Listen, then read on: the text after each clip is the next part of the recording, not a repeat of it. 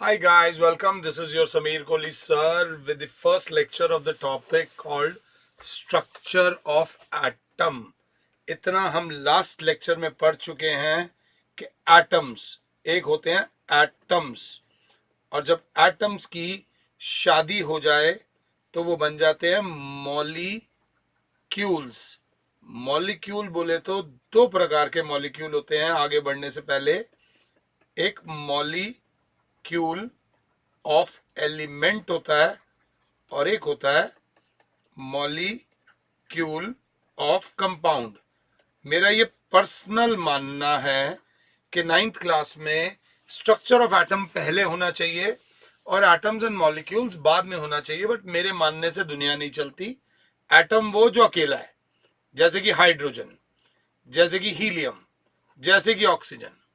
जब वो केमिकली, एक वर्ड डालोगे नाइन्थ वाले बच्चों, केमिकली कंबाइन करते हैं, ऐसे ही नहीं कि कोई भी उठा और कंबाइन हो गया, तो वो मॉलिक्यूल बन जाते हैं।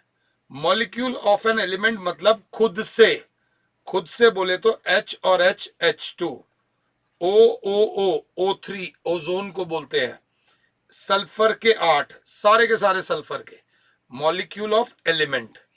मॉलिक्यूल ऑफ कंपाउंड बोले तो खुद भी किसी और से, H2O, HCl, NaCl। ये सब हमने लास्ट लेक्चर में, लास्ट चैप्टर में पढ़ा है कि एटम्स और मॉलिक्यूल्स के अंदर। आज हम पढ़ेंगे एटम के बारे में। इस चैप्टर में आपने पढ़ना क्या है, पहले इस चैप्टर की ओरिएंटेशन ले लो, जो कि बहुत ज्यादा जरूरी है। ओरिएंटेशन बहुत बहुत ज्यादा जरूरी है। ओरिएंटेशन बोले तो इस चैप्टर में क्या क्या आएगा। सबसे पहले इस चैप्टर में हम एटम्स के बारे में पढ़ेंगे, व्हाट आर एटम्स। फिर हम धीरे धीरे पढ़ेंगे दैट एटम्स आर डिविजिबल। ये याद रख लेना, पहले बहुत लंबे समय तक ये माना गया था कि एटम्स को डिवाइड नहीं किया जा सकता, बट एटम्स आर डिविजिबल। ये प्रूव हो चुका है। एटम्स आर डिविजिबल के बाद आ जाएगा, जब किसी चीज को तोड़ोगे तो भाई टूट के कुछ तो निकलेगा। एटम कंटेन सब एटॉमिक पार्टिकल्स। ये वर्ड्स को समझना तो केमिस्ट्री समझ आ जाएगी। इंस्पेक्टर से छोटा, सब इंस्पेक्टर, सब मतलब असिस्टेंट। एटम कंटेन्स सब एटॉमिक पार्टिकल्स, जो बहुत ध्यान से पढ़ाऊंगा। उसमें पहला जो डिस्कवर होगा, ये साइंस है महाराज, यहां पर हर चीज डिस्कवर होती है। डिस्कवरी ऑफ इलेक्ट्रॉन पढ़ेंगे इस चैप्टर में। डिस्कवरी ऑफ इलेक्ट्रॉन के बाद पढ़ेंगे डिस्कवरी ऑफ, इज्जत से प्रोटॉन्स पढ़ेंगे। उसके बाद हम लोग पढ़ेंगे इसी चैप्टर में डिस्कवरी ऑफ दुनिया के सबसे शरीफ लोग, मैं स्पेलिंग गलत लिखता हूं, न्यूट्रॉन्स। ये पढ़ेंगे। एटम के अंदर प्रोटॉन पाया जाता है, इलेक्ट्रॉन पाया जाता है और न्यूट्रॉन पाया जाता है। ये पढ़ेंगे अब, क्योंकि चैप्टर का नाम है स्ट्रक्चर ऑफ एटम। तो ये जो तीनों पार्टिकल्स हैं, ये कहां, हाउ आर दे प्लेस्ड, कौन कहां मिलेगा। देखो, ये कराने से पहले मैं बड़े टाइम बाद यूट्यूब पे या कहीं पर भी लेक्चर डाल रहा हूं ये वाला, तो थोड़ा टाइम बाद ये लेक्चर आ रहा है। एक लॉजिकल बात समझना, जो मैं नॉर्मल क्लास में भी कराता हूं। एक एलिमेंट में इलेक्ट्रॉन होता है, प्रोटॉन होता है और न्यूट्रॉन होता है। हम इसको बोलेंगे PEN, P for proton, E for electron and N for neutrons. अभी पढ़ेंगे। And how are they placed, कौन कहां मिलेगा। ये बताने से पहले एक लॉजिकल बताता हूं, लॉजिकल नक्शा। एक घर का जो नक्शा होगा वो क्या होगा। घर में, एक स्टैंडर्ड घर में, एक नॉर्मल घर में एक पाया जाता है मेरे बच्चों, ड्राइंग रूम। ये बात याद रख लेना। एक, आजकल हम अंग्रेज ज्यादा हो गए हैं, तो एक पाया जाता है वॉशिंग रूम, वॉशरूम या वॉशिंग रूम कह लो या वॉशरूम बोल दो। और एक पाया जाता है बेडरूम। ध्यान देना, ये गेमिंग रूम वगैरह पे मैं नहीं आ रहा, नॉर्मल। तो जो ड्राइंग रूम होता है ना, घर का जो ड्राइंग रूम होता है, वो ये घर का बाहर वाला पार्ट होता है। ये घर का आउटर मोस्ट कमरा होता है।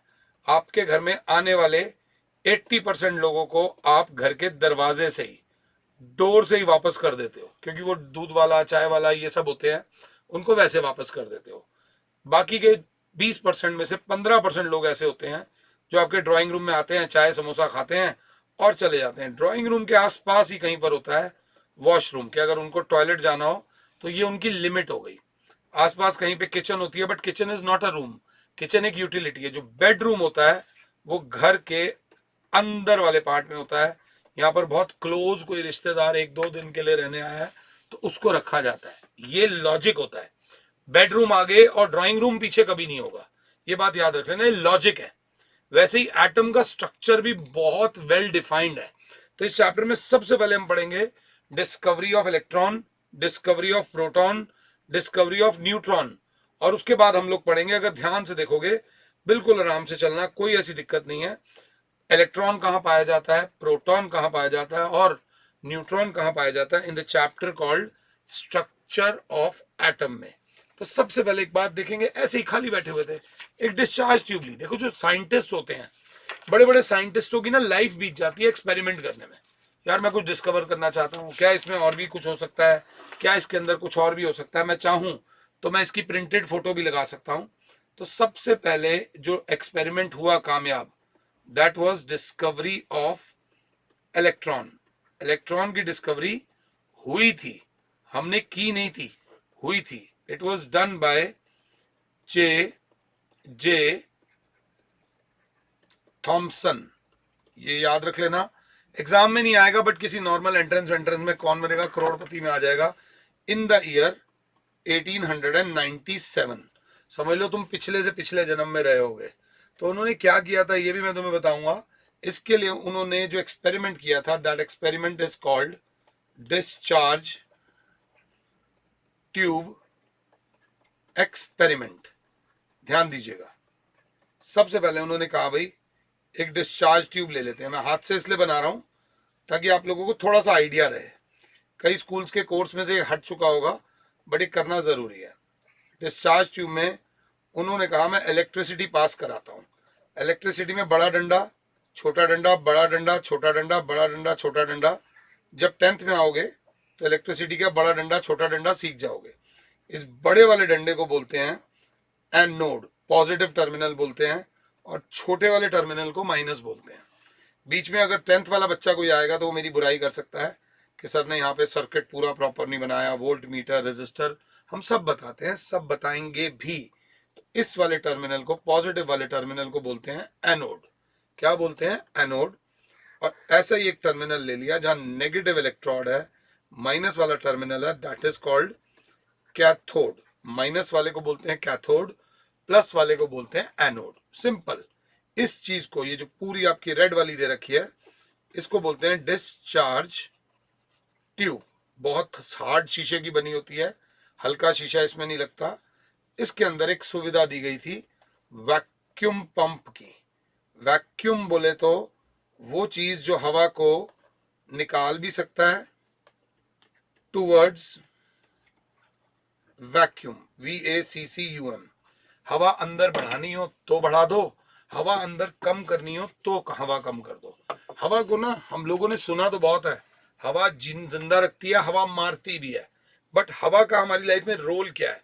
अगर आप कभी पहाड़ों पे जाओ तो वहां जाके सांस फूलने लगती है, सांस टूटने लगती है, क्योंकि वहां पर एयर प्रेशर नॉर्मल से कम होता है। नॉर्मल हम जो प्लेन्स में होते हैं वहां पर एयर प्रेशर नॉर्मल होता है। जो नॉर्मल एयर प्रेशर होता है उस एयर प्रेशर को बोलते हैं 1 एटमॉस्फेरिक प्रेशर। ये वीडियो देखने वाले ज्यादातर बच्चे 1 एटमॉस्फेरिक प्रेशर में रहते हैं, जिसको 760 mm ऑफ मर्क्यूरी भी बोला जाता है। ये आप पढ़ेंगे, बट हल्का सा मैं आपको नॉर्मल आइडिया दे रहा हूं। 760 mm ऑफ मर्क्यूरी भी कहा जाता है इसको। अब हमने क्या करा, यहां पर जो करंट था, जो वोल्टेज था, वोल्टेज के बारे में भी मैं आपको बता देता हूं। ज्यादा से ज्यादा वोल्टेज लिया। आपके घर में चलते हैं, आपके घर में जो बिजली आती है वो 220 वोल्ट की आती है। ये आपने देखा होगा, आपने देखा होगा 220 वोल्ट। अगर आपके पिताजी की फैक्ट्री है तो वहां पर 440 वोल्ट तक आती होगी। इससे ज्यादा बिजली आमतौर पे घरों में सप्लाई नहीं होती। यहां पर जो हमने वोल्टेज लिया दैट वाज 10,000 वोल्ट्स। 1 वोल्ट नहीं, 2 वोल्ट नहीं, 3 वोल्ट नहीं, 10,000 वोल्ट का करंट लिया। आराम से पढ़ो, टॉपिक को पहले समझो। ले लिया जी। अब अंदर डाल दीजिए एयर। क्या डाल दीजिए? एयर। एयर कितनी डाली? एटमॉस्फेरिक प्रेशर जितनी। जितनी एयर आमतौर पे जिस कमरे में आप बैठे हो वहां पर जितनी एयर है उतनी एयर डाल दी। 1 एटमॉस्फेरिक प्रेशर। एंड सबसे पहले current was passed at 10,000 volt and 1 atmospheric pressure.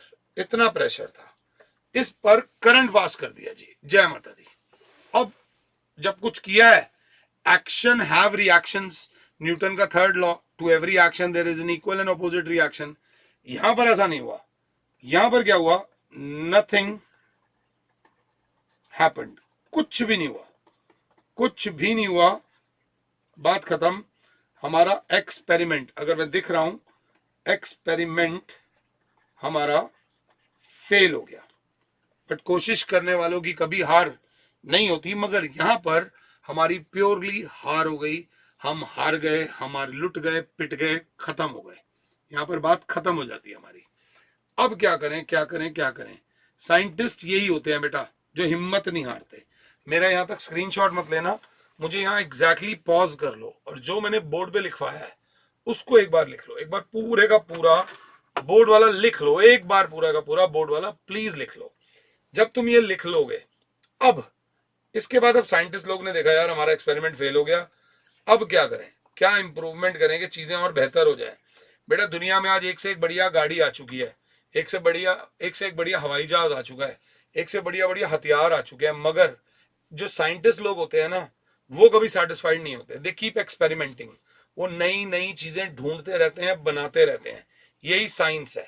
Science बोले तो आपकी जिंदगी को आसान करना और आपकी जिंदगी में जो भी चीज हो रही है उसमें लॉजिक लाना। ये क्यों हो रही है और ऐसा कब तक होगा, क्यों होगा, क्या होगा। Science brings logic to your life. अब यहां पर हमारा एक्सपेरिमेंट फेल हो चुका है, अब हम क्या करें? अब हमने बच्चे क्या किया, हमने माता रानी का नाम लिया। हमने कहा भैया बिजली 10,000 वोल्ट है, इससे ज्यादा बिजली मैं नहीं कर सकता। मैंने कहा इलेक्ट्रिसिटी अभी भी रखी 10,000 वोल्ट, क्योंकि इससे आगे मैं कर ही नहीं सकता। मेरी लिमिट यही है, मेरी लिमिट इससे ज्यादा नहीं है। मैंने क्या करा, एक जर्नल में वो पॉइंट देख रहा हूं कहीं मैं गलत वर्ड ना बोल पाऊं, गलत वर्ड मेरे मुंह से ना निकल जाए। हमने एटमॉस्फेरिक प्रेशर को रिड्यूस कर दिया, रिड्यूस्ड टू 1/100 ऑफ ओरिजिनल। पहले जितना था उसकी सारी हवा निकाल ली, अब सिर्फ 1% हवा अंदर रखी। पहले जितनी हवा थी उससे 10,000 वोल्ट बिजली टकरा रही थी। बिजली का काम होता है, भगवान ना करे कभी तुम्हें करंट लगाओ तो अच्छा तो नहीं लगा होगा, करंट लगने पे कुछ गड़बड़ होती है, डीकॉम्पोजिशन होती है। आमतौर पे करंट से चीजें टूटती हैं।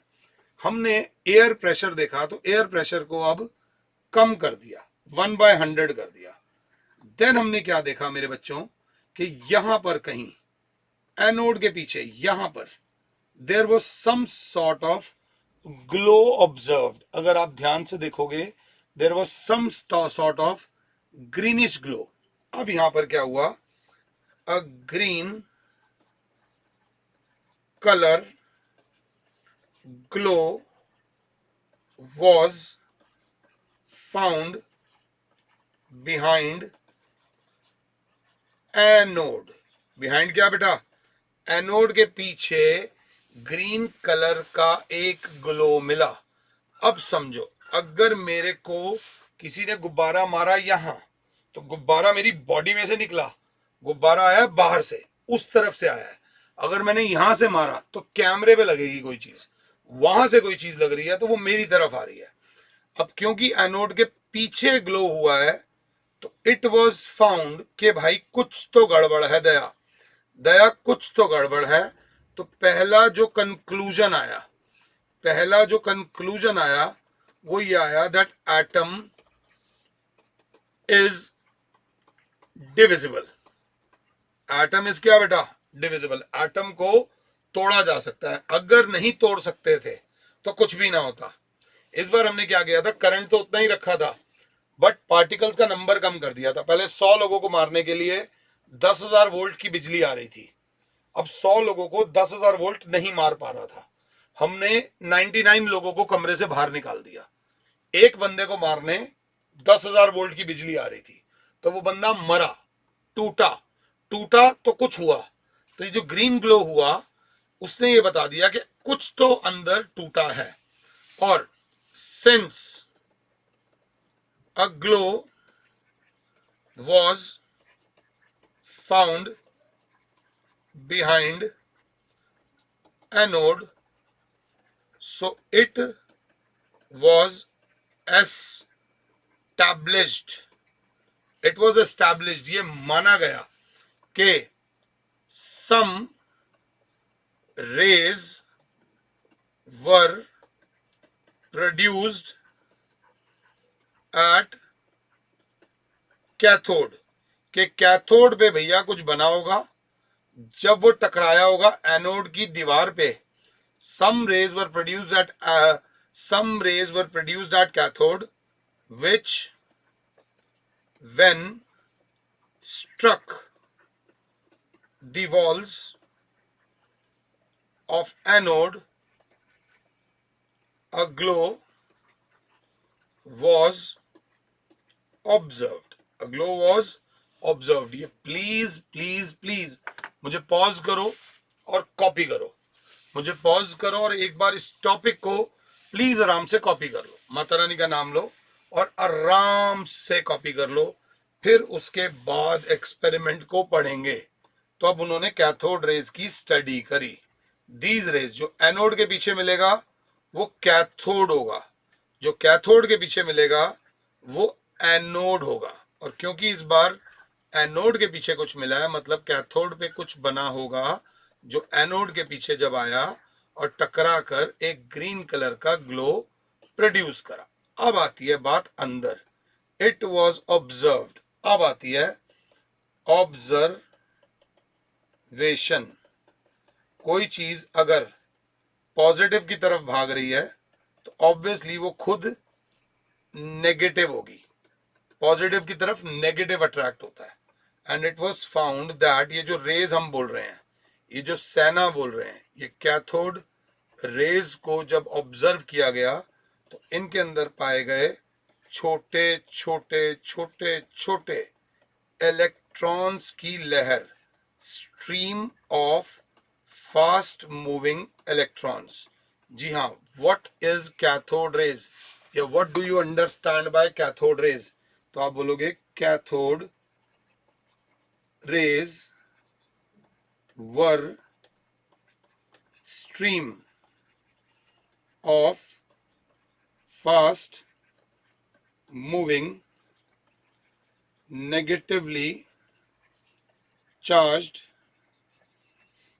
particles called, आराम से माता रानी का नाम लो, इलेक्ट्रॉन्स। किसके अंदर छोटे छोटे इलेक्ट्रॉन्स पाए जाते हैं which are negatively charge. Negatively charge का सिर्फ एक ही प्रूव है क्योंकि ये पॉजिटिव के पीछे मिले थे, और पॉजिटिवली चार्ज वो होगा जो नेगेटिव के पीछे मिलेगा। इसको आराम से समझना, कोई बहुत बड़ी बात नहीं है। तो चलो जी, अब बात आती है इलेक्ट्रॉन्स के बारे में पढ़ने की। इलेक्ट्रॉन्स के बारे में जब हम पढ़ेंगे तो जे थॉमसन साहब ने 1897 में ये तो एस्टैब्लिश कर दिया दे आर नेगेटिवली चार्ज्ड, क्योंकि ये पॉजिटिव के पास मिलते हैं। दुनिया में कोई भी मैटर होता है तो उसका मास होता है और एक उस चीज का नेचर होता है। इसका जब मास तोला गया तो मास जरा मुझे बुक से देखना पड़ेगा, इसका mass was 1/1840 times mass of hydrogen atom. आप लास्ट चैप्टर में पढ़कर आए हो, हाइड्रोजन का एटॉमिक मास होता है 1U। 1U बोले तो 1 एटॉमिक मास यूनिट, और उसका 1840वां भाग जो होता है वो एक इलेक्ट्रॉन का मास होता है, जो कि बेहद बेहद बेहद नेग्लिजिएबल होता है, बेहद नेग्लिजिएबल, इग्नोर करने वाला होता है। एब्सोल्यूट मास, एब्सोल्यूट मास अगर बोले, एग्जैक्ट मास अगर पूछते हो तो 9 इंटू 10 की पावर -28 ग्राम्स होता है। 9 इंटू 10 की पावर -28 ग्राम्स, जो कि फिर एक बात बोलूंगा, नेग्लिजिएबल होता है। तो ये याद रख लेना। अगर आपसे कोई इसका रिलेटिव मास बोले, क्या बोले, रिलेटिव मास, तो आप बोल दोगे 0। क्या बोल दोगे, 0। एब्सोल्यूट मास बोले भाई तो थोड़ा सा ध्यान देना, माता रानी का नाम याद रखना, ये बोलना है। जनरल बोले तो ये बोलोगे, इसका मास 1/1840 टाइम्स होता है हाइड्रोजन का। ऐसे ही पूछे हाइड्रोजन इलेक्ट्रॉन्स का मास को क्या मानते हो, तो रिलेटिव मास बोलेंगे तो आप बोलोगे 0। क्या बोलोगे मेरे बच्चे, 0। अब बात आती है इसके नेचर की। दे आर नेगेटिवली चार्ज्ड, तो नेचर तो हो गया नेगेटिवली चार्ज्ड, तो मैग्नीट्यूड, मैग्नीट्यूड ऑफ चार्ज, कि भाई चार्ज है कितना। प्लीज कोई भी चीज पूछते हो तो खरीदने से पहले उसका मैग्नीट्यूड जरूर पूछते हो, भाई साहब कितने की दी है, 10 रुपए, 20 रुपए, 1 करोड़, 2 करोड़, जो भी है। तो इसका मैग्नीट्यूड जो होता है वो होता है 1.6 इंटू 10 की पावर -19 कूलम। जो मैं बातें बोल रहा हूं उन बातों को जरा एक बार दोबारा और सुन लेना। कूलम, कूलम बोले तो COULOMB, कूलम बोले तो C बोलते हैं। This is the SI unit of measuring electric charge. Charge को मेजर करने की जो SI यूनिट है वो कूलम होती है, और वो भी माइनस वाला। अब जब इसको देखा गया तो उन्होंने देखा भाई ये दुनिया का सबसे, जी हां, छोटा चार्ज है। दुनिया में इससे छोटा चार्ज होता ही नहीं। जो सबसे छोटा है उसको 1 मान लो, जो सबसे छोटा है उसको 1 मान लो। अगर आप साथ हो तो अगर आपसे कोई पूछे what is the relative charge on electron, तो क्लास बोलेगी सर -1। इससे छोटा कोई चार्ज होता ही नहीं। जो शब्द मेरे हैं वही शब्द तुमने याद रखने हैं। This is the smallest possible negative charge, smallest possible, ध्यान दे लेना, नेगेटिव चार्ज, क्योंकि ये दुनिया का सबसे छोटा स्मॉलेस्ट पॉसिबल नेगेटिव चार्ज है, तो हम इसका रिलेटिव चार्ज बोलते हैं -1। तो अब इलेक्ट्रॉन को एक दिन बुला लिया हमने, आ जा भी हवेली पे, आ जाओ बेटे, जरा बात करनी है तुमसे कि तुम्हारा काम क्या है, तुम्हारा रोल क्या है। तो कहा भाई साहब मेरा कोई ज्यादा रोल नहीं है, मेरा चार्ज होता है -1, और भाई साहब मेरा मास होता है 0। आई एम हाय गाइस, ऐसे बोलेगा वो, आपसे बात करेगा। कभी कभी हमारा सिस्टम भी हैंग करेगा। अभी बड़े दिनों बाद काम कर रहे हैं ना, तो आपको इलेक्ट्रॉन बोलेगा hi guys, I am electron, my relative charge is -1, my mass is negligible,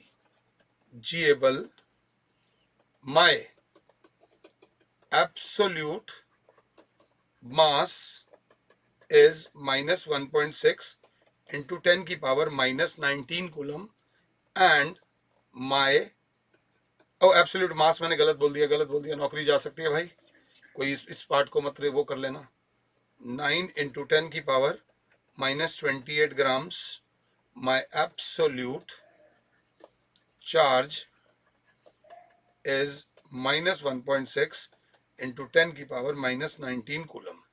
तो अगर कोई आपसे पूछे आपका रोल क्या है, एक एटम के अंदर आपका क्या रोल है, तो मेरा रोल है एटम को नेगेटिवली चार्ज बनाना, मेरा रोल है एटम को नेगेटिवली चार्ज देना। एटम के अंदर नेगेटिव चार्ज देने के लिए मैं रिस्पॉन्सिबल हूं। एटम के मास के लिए मैं रिस्पॉन्सिबल नहीं हूं। केएफसी का चिकन मंगाते हो तो वो आपका मास बढ़ाता है, आपका वेट बढ़ाता है, वो उसके लिए रिस्पॉन्सिबल होता है। बट पानी से आपका वेट नहीं बढ़ता, संतरा खाने से आपका वेट नहीं बढ़ता, इनकी 0 कैलोरीज होती है इनके अंदर। तो अभी इस 15-20 मिनट के लेक्चर में क्या सीखा?